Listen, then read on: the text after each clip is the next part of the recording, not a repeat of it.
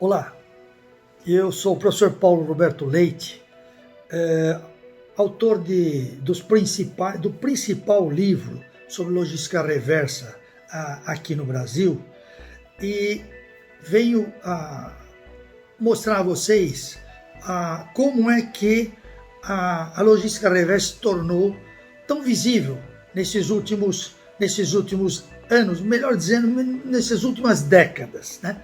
Na realidade, comecei a estudar a logística reversa por volta de 1977. Na realidade, em função de um pouco de minhas atividades em empresas multinacionais, que me levaram a esse tipo de tema, que eu desenvolvi através de pesquisa quando estava preparando minha dissertação de mestrado, e desenvolvi muitas pesquisas a respeito, principalmente a respeito de pós-consumo. Posteriormente, estudando mais ainda o tema, percebi que havia duas áreas mas muito distintas e muito importantes do retorno de produtos que vinham do mercado, sejam produtos que já tinham sido consumidos ou produtos que ainda nem tinham sido consumidos. Bom, esta investigação, essa minha vontade de conhecer mais me levou a fazer uma série bastante grande de artigos acadêmicos, de artigos em revistas, em anais de congressos internacionais e nacionais, muitas entrevistas, muitas palestras, no sentido de divulgar a logística reversa, que até então, nos idos de final dos 90, ainda era absolutamente ignorada. Poucos eram as pessoas que realmente conheciam a ideia. Vinha alguma coisa da Europa, mas através de 2 livros, não mais, eu tinha bastante artigos sobre o assunto, mas faziam um pouco de confusão entre as áreas de pós-venda, produtos que não foram consumidos, e a área de pós-consumo, produtos que já tinham sido consumidos. Nós fizemos essa categorização, esses conceitos, tudo isso num primeiro livro, publicado em 2003, pela editora Pearson Education, que levou o selo Príncipe Hall. Esse livro foi um sucesso, não inicialmente, mas logo depois ele cresceu em sua. Esse daqui foi o primeiro livro, em 2003. Ele inaugurou uma série que depois viria, não só de trabalhos de natureza, mas também de outros livros. Infelizmente, deu origem a uma série muito grande de artigos e trabalhos acadêmicos que até hoje relembram e citam os meus livros, felizmente. Não são os únicos, eu tenho mais do que 30 artigos publicados em anais de congressos internacionais e nacionais. Temos mais de uma centena de artigos em magazines nacionais também internacionais, e temos mais uma centena também de entrevistas e palestras dadas a respeito de logística reversa de uma forma geral. Mas eu queria falar um pouquinho sobre a questão do quanto essa logística reversa vem nos atraindo ao mundo atraindo gradativamente, à medida que o tempo vem. Por quê? Na realidade, por que isto tem acontecido? Por que essa visibilidade mais atual da logística reversa? Evidentemente, quando a gente fala em logística reversa, a primeira coisa que todos vão lembrar é logística reversa de coisas usadas, de pós-consumo. Na realidade, eu insisto, existem 2 campos absolutamente diferentes da logística reversa e absolutamente importantes, ambos, que nós trataremos à medida que os nossos vídeos forem progredindo, nós formos avançando nos nossos vídeos. Hoje eu quero comentar com vocês principalmente essa questão de visibilidade, buscar as raízes dessa visibilidade. Eu começo lembrando a vocês que por volta de 1980, mais ou menos, logo depois do aparecimento dos computadores pessoais, 1960, mais ou menos, logo depois do aparecimento da internet, 1970, por aí, 80 para frente marcou na Europa, no mundo ocidental, avanço mais adiantado, e posteriormente em 90, mais no Brasil, marcou uma modificação muito grande em termos de comunicação. E essa comunicação, além dos transportes, evidentemente, que mudaram muito e trouxeram facilidades importantes para o mundo, e o mundo se apequenou, o mundo se tornou muito pequeno, o mundo ficou no quintal do vizinho. Muito fácil nós chegarmos nos outros países, nos outros continentes. As empresas começaram a produzir produtos para o mundo todo. E como preço, pelo volume operacional, pela escala utilizada por essas empresas que vêm após globalização, 80, 90, por aí, que começam a produzir para o mundo, não só para o seu país, mas para o mundo todo. Essa escala fez com que os preços reduzissem-se fortemente. Tem estudos que mostram que os preços caíram à metade a partir do século XXI, né? Porque no finalzinho do século XX, né, nós tivemos essa globalização, a chamada globalização, com suas vantagens e com suas desvantagens. Cada um analise do seu jeito. Mas o que eu queria lembrar a você é o seguinte: quando começou esta globalização, esses produtos mundiais, simultaneamente, as quantidades de consumo aumentaram. Os hábitos de consumo das famílias, em função de uma variedade muito grande de produtos que era apresentado por essas empresas, numa forma de concorrência de mercado que cada vez se tornou mais acirrada, necessitando de muitos produtos serem lançados rapidamente para ganhar mercado. E por isso, em função disso, os ciclos de vida dos produtos também diminuíram. Era necessário repor rapidamente uma nova variedade de produto, apresentar um novo produto, e com isso, evidentemente, os ciclos de vida mercadológicos e muitas vezes, na maior parte das vezes, também o ciclo de vida físico, útil do produto também diminuía.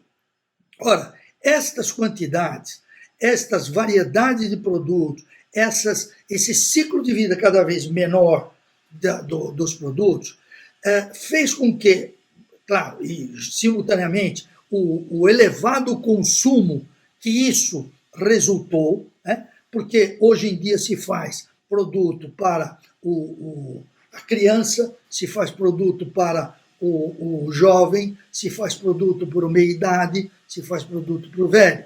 Hoje em dia se faz produto para aqueles que têm abstenção a açúcar, aqueles que têm abstenção a glucose, aqueles que têm, enfim, tudo quanto é tipo de produto hoje é feito quase que para atingir um micro segmento de mercado que atende aquelas pessoas.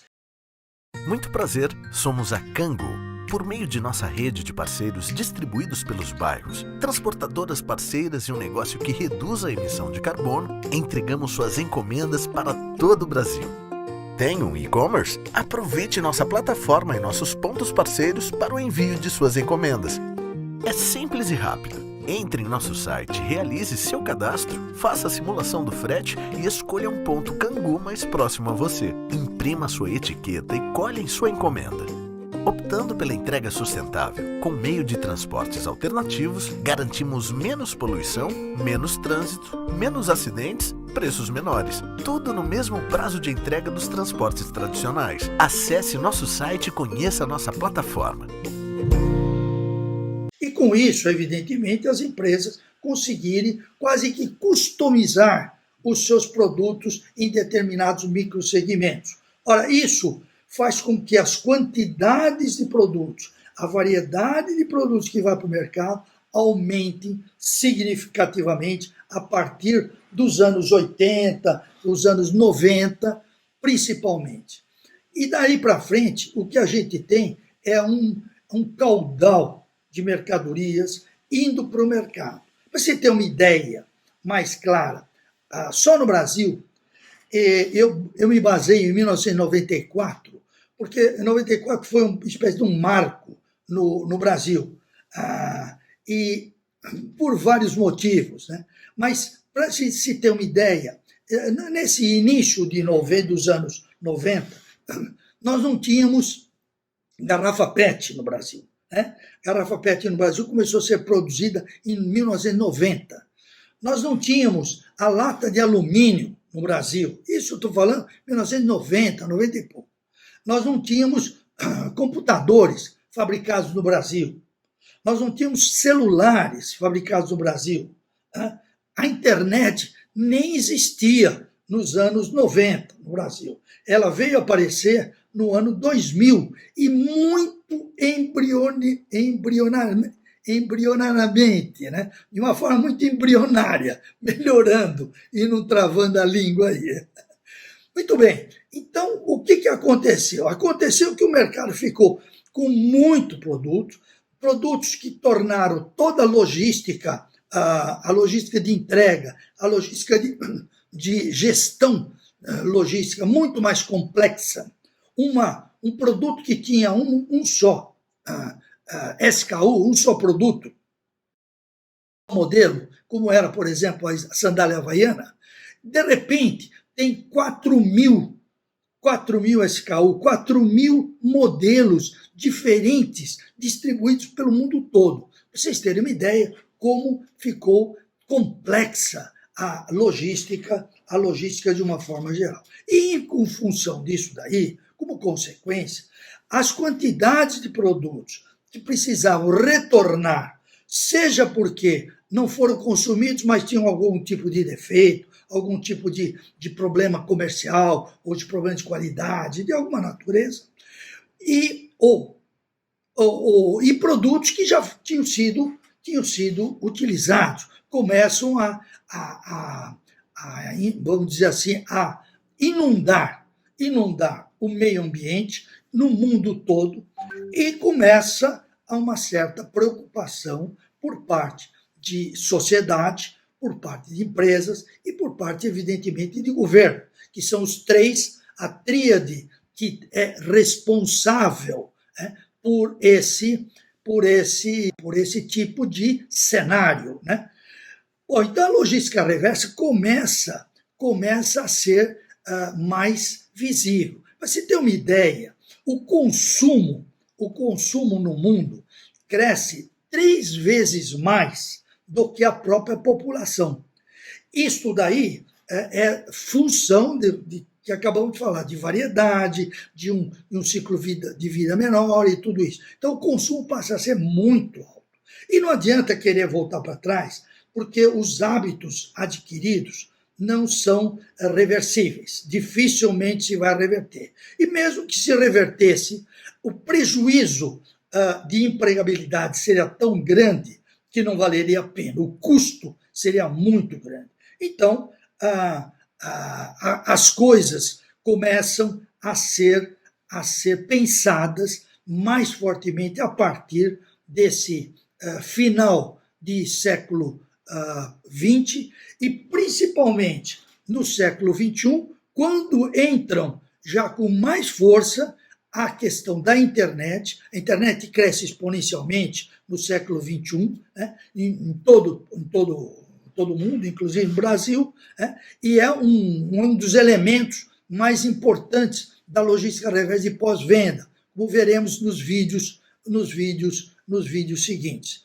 Eu queria deixar, então, claro para vocês que a visibilidade da logística reversa, ela vem basicamente, na sua raiz, ela vem da quantidade de produtos que, a partir dessa globalização, foram enviadas para o mercado, com variedades muito grandes, com um ciclo de vida cada vez menor, e que obrigam as empresas a não ignorar mais. Não é mais possível, diria eu, não é mais possível fazer ignorar essas quantidades.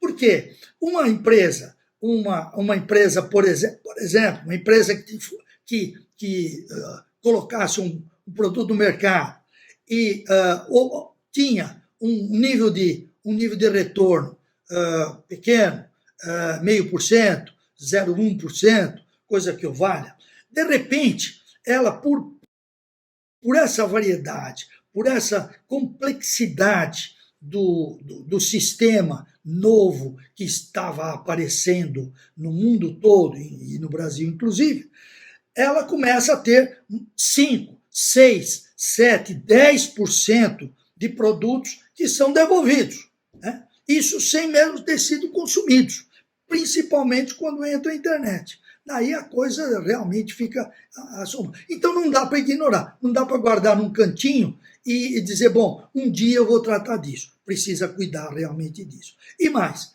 quando as empresas começam a colocar produtos no mercado e pouco se interessar pelo que acontece após o uso desses produtos, existe a necessidade da sociedade, através de seus governos, de legislar a respeito disso. Então começam a aparecer legislações que obrigam os fabricantes, obrigam a cadeia produtiva, de uma forma geral, a se responsabilizar por aquilo que estão mandando para o mercado.